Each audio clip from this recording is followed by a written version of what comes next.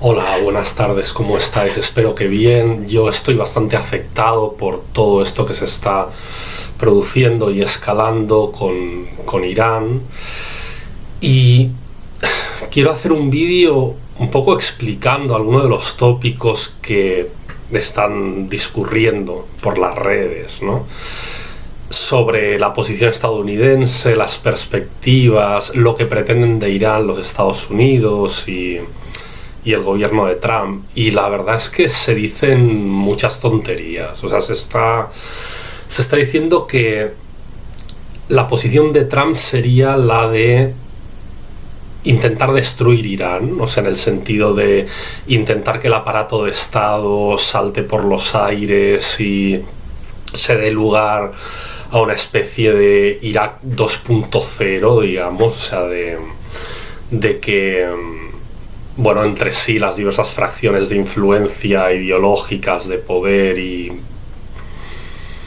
en cuanto a 100.000 variables, pues estallen en un conflicto así multiactorial y tal, una especie de Afganistán, cuando en la época en la que Afganistán pues estaba preso de un conflicto, ¿no?, a tres bandas entre lo que se llamó la Alianza del Norte, los talibanes y Al-Qaeda.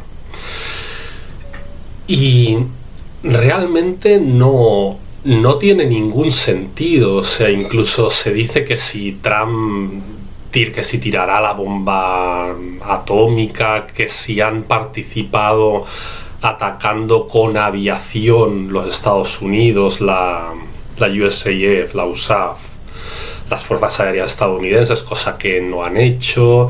Se dice que si los movimientos de dispersión, es decir, los acorazados y los bombarderos estadounidenses, o sea, marítimos, digamos, la marina estadounidense estacionada en diversas bases navales del Golfo Pérsico ha dispersado los acorazados y bueno, varios barcos de guerra y tal, y se dice que es porque planean así un ataque inminente, ¿no? Y realmente no es por eso, es porque, temiendo una respuesta por parte de Irán en un momento dado, dispersar es una manera de minimizar bajas en la flota militar, ¿no? Y bueno, entonces, no sé, partamos del hecho de que Trump es verdad que ha instado al ayatolá Jamenei a rendirse, pero a rendirse como paso previo, ha dicho Trump, para sentarse en la mesa de negociaciones, negociar que no liquidar y inutilizar, paralizar totalmente el programa nuclear, sino renegociando en unos términos muy restrictos, muy concretos. Y bueno, y es una petición por parte de Trump que viene acompañada por dos movimientos que ha hecho significativos, ¿no? Uno ha sido pedirle a los israelíes que no asesinen al ayatolá Jamenei. Ese ha sido un movimiento que ha hecho Trump. Y otro es que, sabiendo que los israelíes necesitan una bomba perforabúnkeres para acabar con las instalaciones nucleares de Fordow, y que esa bomba no la tienen los israelíes, la tienen los estadounidenses, que pesa, bueno, mogollón de toneladas y que solo puede ser albergada y transportada por un bombardero militar que tampoco tienen los israelíes, no es parte de la Sahal, y que solo tienen los estadounidenses, que es el B-2. Pues Trump se ha negado a darles a los israelíes tanto el bombardero para arrojar la bomba como la bomba misma. Tampoco. Entonces, partamos de esos indicadores. ¿Y qué nos dicen esos indicadores? Pues que Estados Unidos no está interesado en demoler, o sea, reducir al caos y al apocalipse, digamos, el territorio iraní, su vida político-social y tal, pues fundamentalmente por las consecuencias devastadoras que tendrían para la región. O sea, los iraníes siguen estando bien armados, no son precisamente mancos, pues responderían probablemente a Arabia Saudí, cargándose yacimientos petrolíferos. Bueno, pues esto no le interesa, y no hay una muralla china que separe el resto de la región, ni del Golfo Pérsico ni árabe peninsular con Arabia Saudí.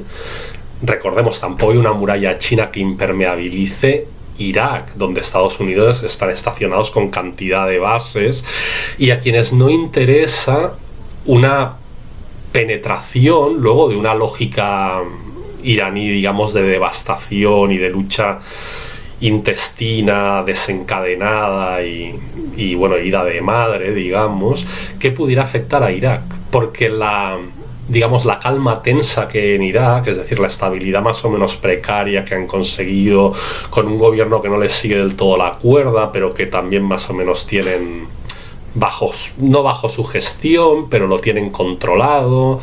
Y realmente estacionarse en Irak, y en términos de presencia militar, a los estadounidenses les ha costado mucho como para que luego una desestabilización de Irán pueda influir en Irak, que recordemos que es un país que reproduce las condiciones de Irán en el sentido multiconfesional y de las varias ramas del Islam que lo caracterizan, pero al revés, ¿no? Si Irán tiene una minoría suní, lo que le pasa a Irak, pues es un poco el modelo simétrico inverso, ¿no? O sea, que tiene pues un hervidero potencial también chií, que hay pues las milicias chiíes también que operan en Irak, que están al servicio de Irán y tal. Entonces, desde ningún punto de vista, por ejemplo, con respecto a Bahrein también. Bahrein tiene una minoría chií que, cuando las llamadas primaveras árabes, eso lo silenciaron, fueron brutalmente reprimidas por el gobierno de Bahrein de aquel entonces, porque se sublevaron también. Y no le interesa, digamos, ese riesgo potencial de incendiar la región. ¿Por qué? Porque producto de los acuerdos de Abraham, Estados Unidos han apadrinado un proyecto de convertir parte de la región, no todo Oriente Medio, pero incluir a parte de la región. O sea, recordemos los acuerdos de Abraham, a los que ya se han sumado, o sea, no solo los Estados y Emiratos del Golfo y Arabia Saudí, sino también Marruecos, Egipto, Azerbaiyán, Armenia, Siria, bueno, entre otros, ¿no? Entonces, cuando hizo la gira por Oriente Medio, Trump, que invirtió cantidad de dinero y cerró cantidad de acuerdos y de contratos con los Emiratos Árabes, con Qatar, con el propio Bahrein, con los saudíes, etc., ¿en qué perspectiva lo hizo?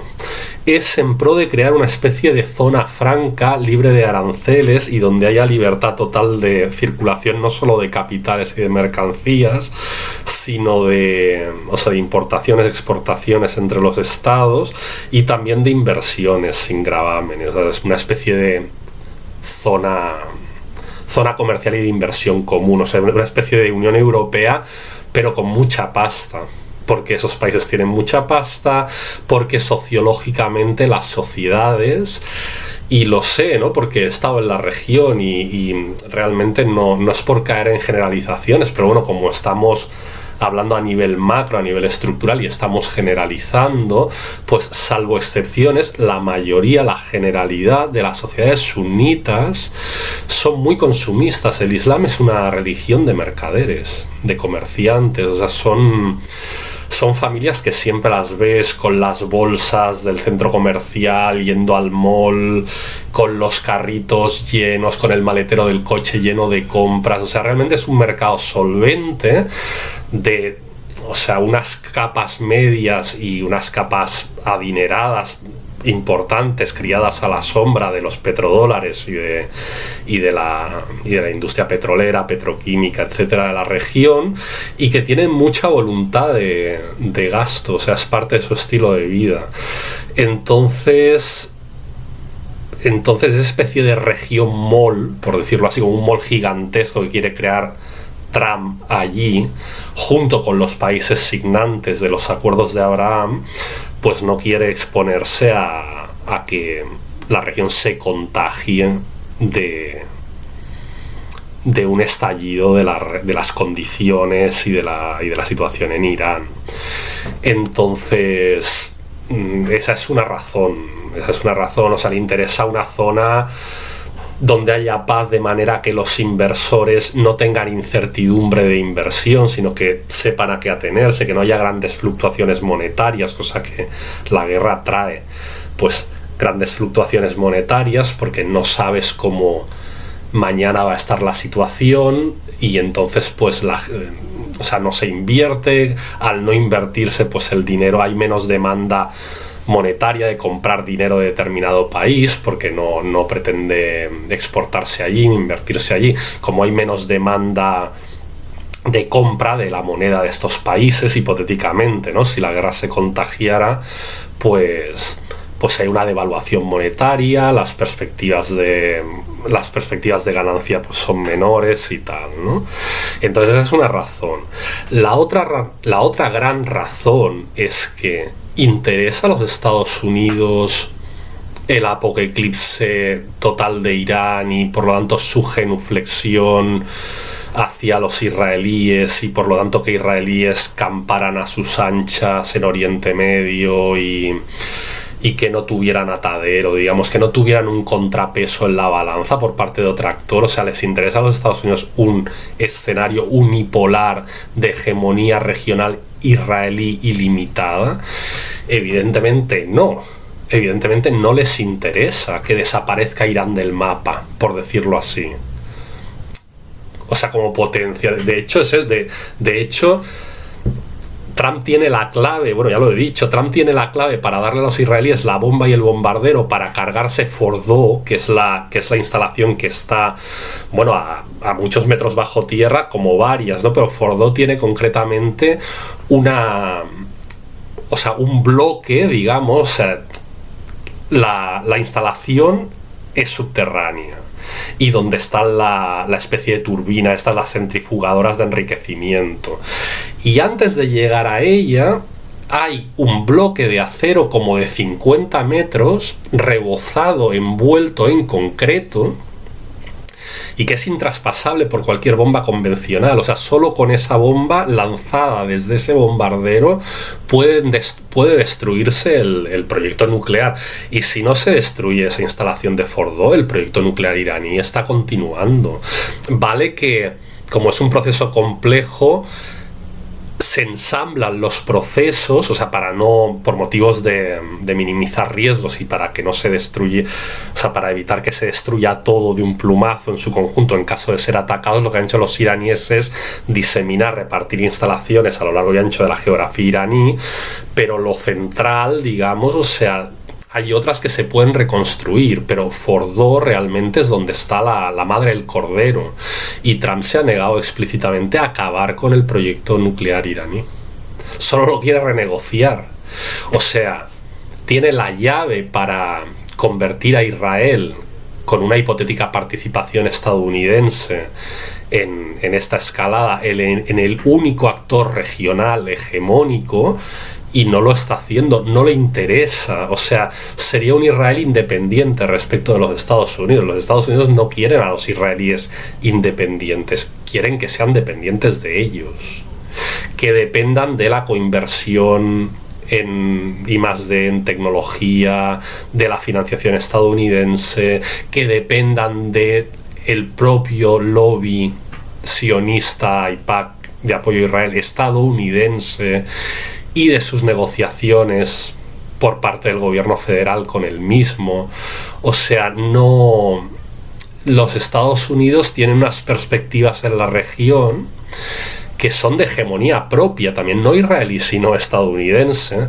Entonces, si Israel no está en jaque y deja de estar condicionado por otros actores regionales que en mayor o menor medida, no solo Irán, ¿no?, sino Turquía, por ejemplo, lo puedan poner en jaque, entonces no necesita Estados Unidos para nada. Entonces, ¿qué pueden reclamar Estados Unidos? con respecto a los valores añadidos, digamos, que pueden extraer de la región, ¿no? En términos energéticos, en términos, pues eso, de la zona, la especie de Unión Europea así medio oriental que quiere construir Trump y bueno, con los israelíes, los árabes, etcétera, que sacaría Estados Unidos, pues no, pues quieren una relación de dependencia. Y eso pasa por, ciertamente, transformar el Estado iraní, transformar el gobierno, pero no reducir de manera significativa sus potencialidades. O sea, por ejemplo, ¿vale? En el plano industrial, Irán, aunque sumido desde hace más de una década en una profunda crisis económica, es un país industrialmente potentísimo, ¿no? Fabrica como el 3% del valor de cambio mercantil, o sea, del valor de compra, del valor que tienen todas las mercancías que se producen en el mundo en el mercado. Un 3% de ese valor mercantil total del mundo se produce en Irán con capital iraní. O sea, eso es mucho dinero. A Trump no le interesa cargarse la industria. La industria iraní o sea, porque sería partir de cero, o sea, sería como volver a una situación predesarrollo, premodernización de Irán anterior, desde la cual no hay ningún capital que extraer, porque no habría instalaciones, arrasarían Irán, se cargarían la industria, se cargarían la maquinaria, la técnica, todo. Es absurdo. Lo que quiere es, claro, transformar Irán, sumirlo en un proceso de transición e insertarlo en esa nueva región, esa nueva zona franca comercial no arancelaria, aprovechando el potencial productivo que ya ha creado Irán, pero además abriendo, claro, con una nueva fracción del gobierno iraní, que fuera una fracción aperturista, más abierta a la coinversión de capitales por parte de los extranjeros y tal, pues entonces poner ellos dinero en negocios conjuntos con Irán y repartirse los beneficios y ser un actor en ese circuito de circulación de mercancías y de capitales, pues, o sea, muertas las diferencias del actual gobierno iraní con Arabia Saudí, con las petromonarquías sunitas y tal, conciliarlos y meterlos en esta especie de organización supranacional capitalista. Entonces, esta transición, ¿cómo la quieren propiciar? Propiciando una guerra civil en la que Irán pueda acabar como una especie de Siria, así, donde el país esté destruido y donde los nuevos bárbaros, estos yihadistas, se entronicen, se empoderen y bueno, y sea un atraso, digamos. Pues no quieren tal cosa. Mi opinión es que quieren un proceso más o menos incruento, caracterizado por la toma del poder, por el asalto al poder, no por parte de la oposición, lo cual implicaría un baño de sangre y tal, sino por parte de sectores del bloque de poder iraní que no bailan el agua a los ayatolas y que son sectores que actualmente ya forman parte del poder o que son elementos, que son hombres, que son personas, que son hombres, que son personas, parte del aparato, parte de apparatchiks, parte del establishment político iraní, que ahora, a medida de que los israelíes se van cargando a los altos mandos, van ocupando su lugar porque son sus sustitutos, o sea, van siendo reemplazados unos por otros, y sucesivamente los israelíes se los van cargando. Por ejemplo, al jefe del Estado Mayor de las Fuerzas Armadas iraníes se lo cargaron y al sustituto se lo han cargado también, y varios altos cargos también se están cargando a los sustitutos. ¿Cuál es el plan con eso? Que vayan subiendo personalidades cada vez más ablandadas, o sea, cada vez con un horizonte de negociación, pues un horizonte más bajo, o sea, más entreguista, digamos, en una negociación potencial y en una apertura del país, porque tengan miedo, porque saben que los están subiendo al poder para sustituir a los sustitutos de los sustitutos, porque Israel se los va cargando y se vuelve a cargar a los que ponen en su lugar, y que ellos pueden ser las próximas víctimas, pueden ser los próximos asesinados, y de esa manera hacer que bajen la guardia, es decir, doblegarles y que pacten por su propia vida y por la estabilidad de, pues ya, ¿no?, de la política iraní, digamos, y que paren el proceso de asesinato de altos cargos y de altos mandos y tal, pues a cambio de pactar una hoja de ruta de transición. O sea, esta es mi opinión, digamos, ¿no? O sea, mi opinión pues está fundamentada en eso, o sea, está fundamentada en que parte de la alta política iraní y del bloque de poder en el gubernamental y dominante y burocrático y tal, está en contra de muchos de los puntos que rigen al Irán también timoneado, ¿no?, digamos, regido por los ayatolás, desde el momento en que las restricciones y los corsés normativos y tradicionales y de corte confesional que imprimen los ayatolás a Irán son irreales. O sea, son irreales en relación a la sociedad iraní. Es decir, por decirlo así, el propio gobierno de los ayatolás durante décadas ha desarrollado Irán, ha traído una prosperidad, una maduración de la modernidad en Irán, ha tecnificado las condiciones de producción, ha traído la ciencia, ha ensanchado las clases medias, ha generado otros hábitos de consumo, otra mentalidad. La gente quiere gastar, quiere comprar, quiere vivir de una manera, en una democracia que no esté, porque ciertamente hay democracia en Irán, es decir, el ayatolá no lo imponen ellos, sino que la gente elige a los expertos coránicos, a los exégetas chiitas, que luego eligen al ayatolá. Estos son como unos compromisarios, pero los elige el pueblo iraní, y también el parlamento y también el presidente. Y el presidente es secular, el presidente es laico, no es un clérigo. Luego está el poder clerical, pero el poder clerical indirectamente a través de esta junta de expertos teológicos que son como compromisarios, o sea, están comprometidos a votar por aquello que han dicho que votarían cuando se han presentado en campaña para ser elegidos directamente por los electores iraníes.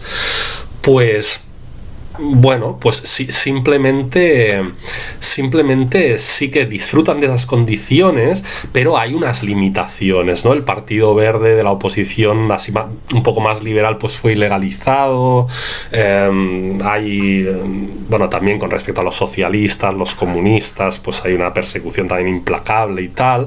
Y entonces esas limitaciones democráticas, claro, la nueva sociedad iraní parcialmente secularizada, moderna, económicamente próspera, muy culta, bien preparada, tecnificada, socioprofesionalmente desarrollada y compleja y tal, pues no quiere esas limitaciones. Eso pasa, no es que pase en Irán, pasó en la España de Franco también, o sea, es una dialéctica en la cual el propio desarrollo social que trae un gobierno de carácter desarrollista, como lo fue Franco en España, como lo son los ayatolás en Irán, que son desarrollistas, o sea, son, aunque parezca una paradoja, son modernizadores en lo social y en lo económico, pero en lo moral y en la ideología y en las pautas de comportamiento que piden a la gente no son modernizadores, son tradicionalistas.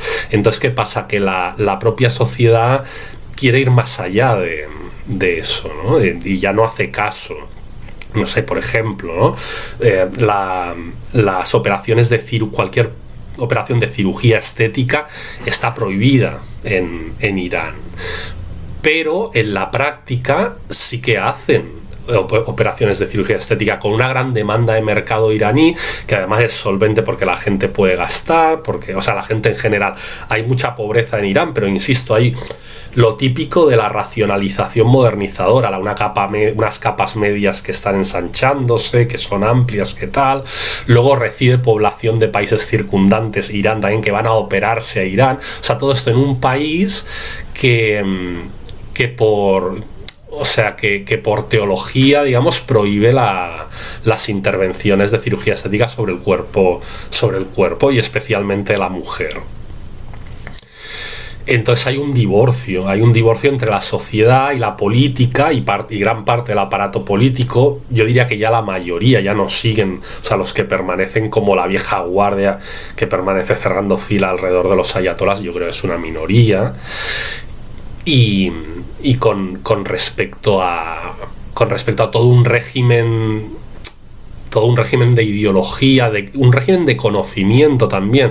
O sea, tú, en la medida en que produces lo que Max Weber, el sociólogo, llamó la racionalización de la sociedad, ¿no? El desarrollo de operaciones económicas, administrativas, burocráticas, operaciones industriales, inversiones y tal, que necesitan de un conocimiento y de un saber hacer, de un know-how, que dicen los ingleses, los expertos en management, ¿no? Un know-how que exige un saber hacer de la gente como protocolo en su socioprofesional, en su trabajo y tal, que demanda a su vez de un conocimiento que es un conocimiento de tipo empírico racional. O sea, la gente necesita saber operar con las cosas, y para armarse de ese conocimiento tiene que investigar científicamente y tiene que estar en contacto con las investigaciones científicas, que algunas de ellas se cargan los dogmas religiosos.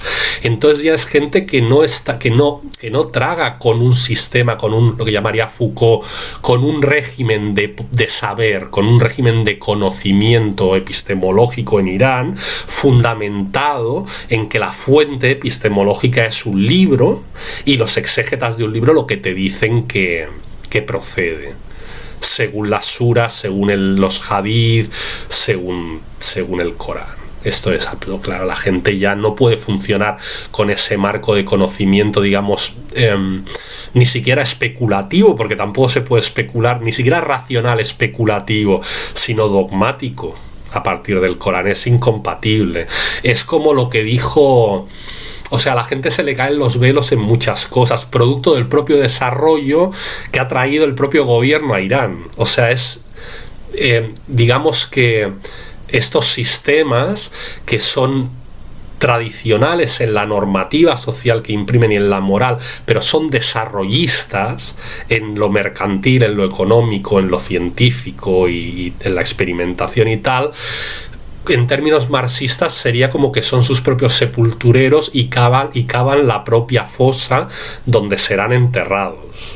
O sea, ya lo dice Engels, por ejemplo, Federico Engels tiene una obra que es muy interesante de leer que se llama El Anti-Düring, y en el Anti-Düring pues está hablando de cómo los avances en la química y sus aplicaciones industriales a la industria petroquímica y a la industria de la pigmentación sintética, de los tintes,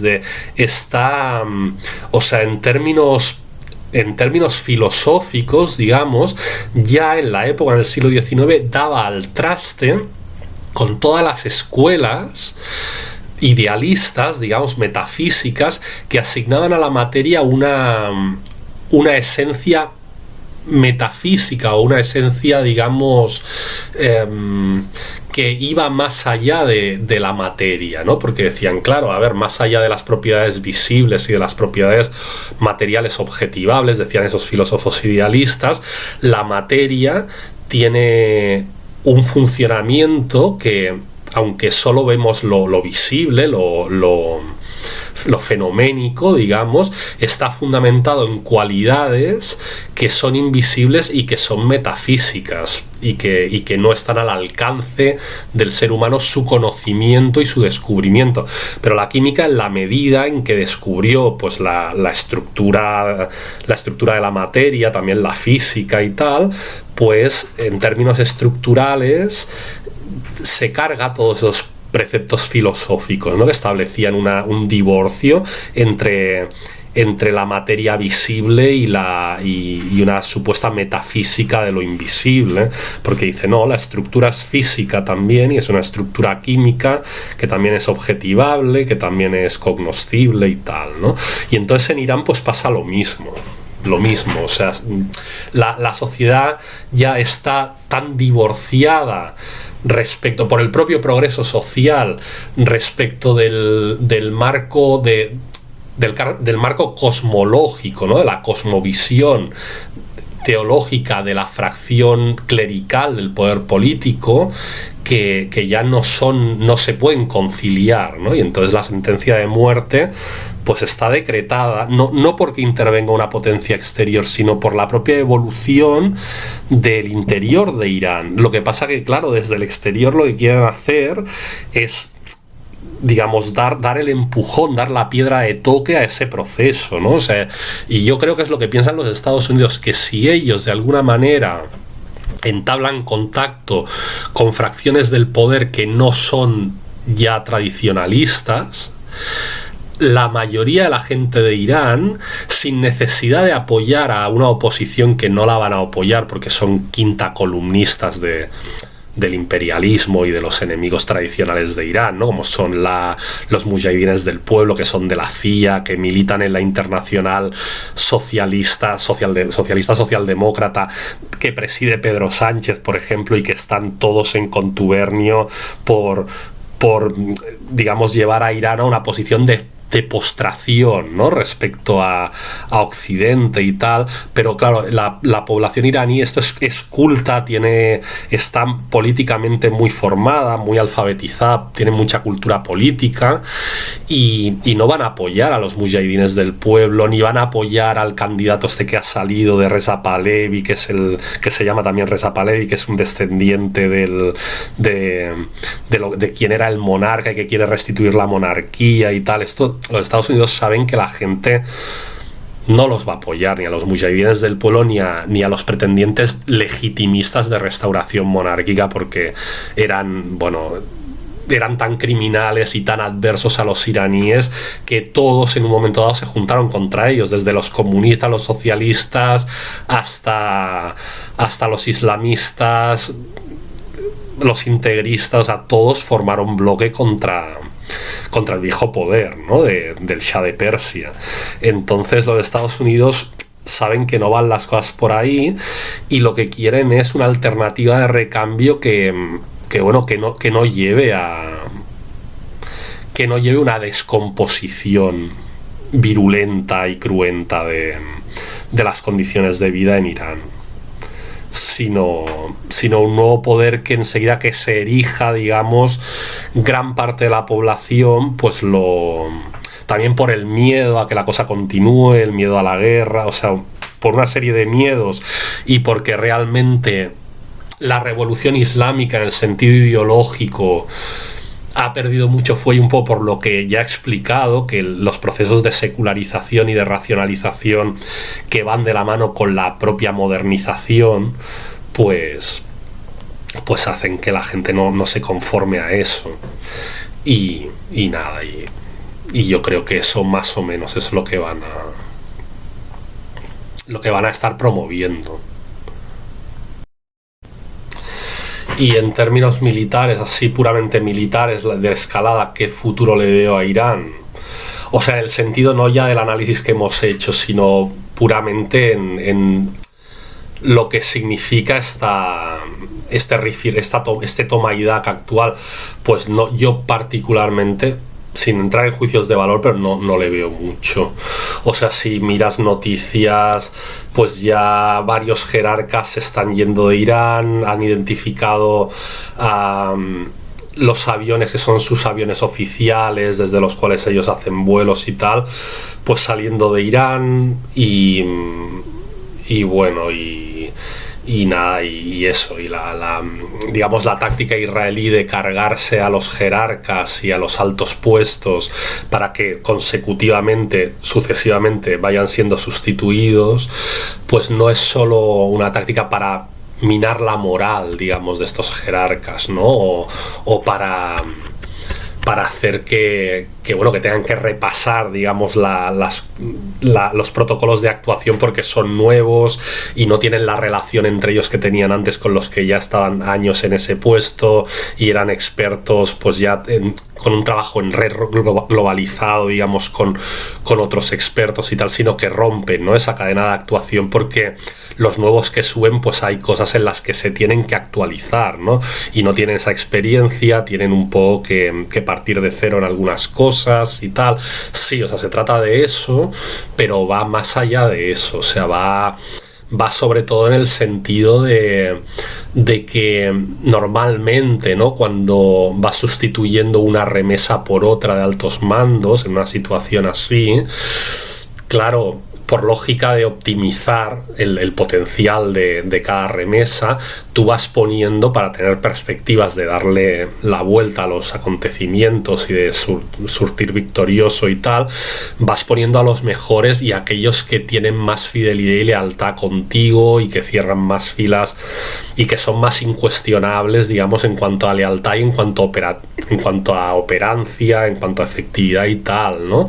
Pero claro, los sustitutos de los sustitutos cada vez pues flaquean más en eso, cada vez son menos, hay una selección, ¿no?, social de eso, entonces cada vez son menos buenos y cada vez están más acojonados y más ablandados por el hecho de que ya han visto que la práctica es que cuando alguien llega al puesto donde ellos han llegado se lo cargan los israelíes, entonces están dispuestos a claudicar, a recoger cuerda, o sea, cada vez más dispuestos. A ver, esto es lo que yo pienso que es lo natural. Luego en el seno de la política iraní y de la administración militar y tal, también de la ciencia, de la ciencia de la física nuclear y tal, en toda esa red, digamos, de funcionamiento, yo creo que las cosas cada vez discurren de manera menos fluida y es lógico, ¿no? Porque también, o sea, al irse cargando a una serie de elementos y tal, surge entre ellos la sospecha de que aquellos a los que los israelíes no se han cargado será por algo, quizás porque ha habido delaciones, quizás porque ha habido traiciones, o sea, de manera inmanente, digamos, cuando tú haces una política de cargarte selectivamente a una serie de cuadros y a otros los dejas con vida, tú sabes que dejando a esos con vida estás enrareciendo el ambiente de trabajo en esa estructura, porque estás dejando a la imaginación, digamos, volar en el sentido de preguntarse de por qué están ellos vivos, ¿no? Porque no se los han cargado. Entonces cada uno es susceptible, pues, de pensar que si este que está vivo lo va a delatar a él y el otro piensa lo mismo del otro y tal. Bueno. Y bueno, ya para acabar, y eso, en cuanto a armamento, pues como yo lo veo, que los iraníes tienen mucho que lanzar y tienen mucho armamento, pero los israelíes se han cargado plantas de producción y tal innumerables, con lo cual tienen que tener cuidado porque no pueden repostarlo, o no pueden repostarlo fácilmente hasta que reorganicen la industria productora armamentística y tal, lo cual no se hace de un día para otro y es susceptible de que se la carguen de nuevo y tal. O sea, tienen arsenal, pero tienen ese problema de falta de reposición, con lo cual tienen que dosificar y racionalizar mucho ya lo que lanzan. Claro, cosa que los israelíes no. Y luego bueno, que no sé, O sea que, bueno, por otro lado, los israelíes también se les gastan, ¿no? Los Arrow que tienen, se llaman Arrow, flecha en inglés, ¿no? Que son los interceptores no la cúpula de acero, que es para misiles más pequeños y de medio alcance y tal, sino para estos misiles balísticos y más armatostes y más los hipersónicos y tal. La gente se cree que funciona Por ejemplo, la gente dice, hostia, ¿cómo falla tanto la cúpula de acero? Es que no es la cúpula de acero, la cúpula de acero es para el otro tipo de misiles, para estos grandotes, digamos, son los Arrow israelíes que también se les acabarán y también tienen un problema. Pero ¿qué ventaja tienen los israelíes? Que las plantas productoras de Arrow no han sido tocadas o apenas han sido tocadas, entonces se les acaban pero pueden regenerarlos.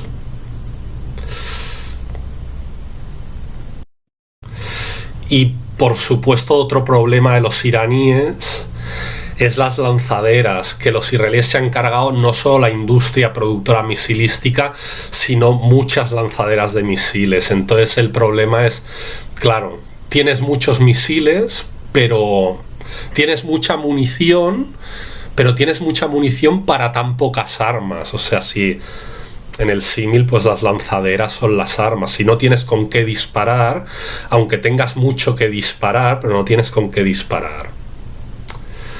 Y entonces es esto, ¿no? Yo creo que al final sí que se sentarán a negociar previa rendición. O sea, previa rendición significa que se sentarán a negociar en lo que se refiere a condiciones de reforma política y condiciones de acotar al máximo el programa nuclear y tal. Pero en lo que se refiere a cuestiones militares no negociarán unos pasos de redefinición del aparato militar iraní, porque eso, si se rinden, ya no es negociable. O sea, ya se han rendido y quiere decir se comprometen a no lanzar y a estar a disposición de lo que les dictaminen en lo que se refiere a reducir el aparato militar, reformarlo, lo que es poner otra gente, lo que sea, porque eso ya no es negociable. Por eso piden la previa rendición. Entonces, significativo, por ejemplo, que Putin, en la última conversación que tuvo con Jamenei, con Ali Jamenei, el ayatolá supremo de Irán, pues le dijo eso también poco más o menos que lo que le dijo Trump, ¿eh? Putin le dijo con otras palabras que Trump, pero le dijo: si queréis conservar el tejido administrativo y estatal, tenéis que rendiros y a partir de ahí ir a negociación. Y esto lo ha dicho Putin, ¿eh? No solo Trump. Bueno, vale, pues hasta aquí. Veremos en qué medida el tiempo me da la razón, y lo dicho en otro vídeo, no tengo ninguna intención de que me la dé la razón, pero bueno, yo creo que la verdad está por delante de todo, y que como tampoco, o sea, no estoy al servicio de ningún actor, ¿no? Sino que simplemente me puedo permitir el lujo de ser libre pensador, porque no estoy sujeto a ninguna estructura formal que acote mi análisis, sino que soy pues un individuo libre que hago mis análisis y por lo tanto no tengo por qué ser eufemista o por qué maquillar las cosas cuando yo las analizo como las analizo. El tiempo es la prueba de todo, ¿no? The proof of the pudding is in the eating. La prueba del pudín está en comerlo, ¿no? Bueno, pues un abrazo y hasta otra.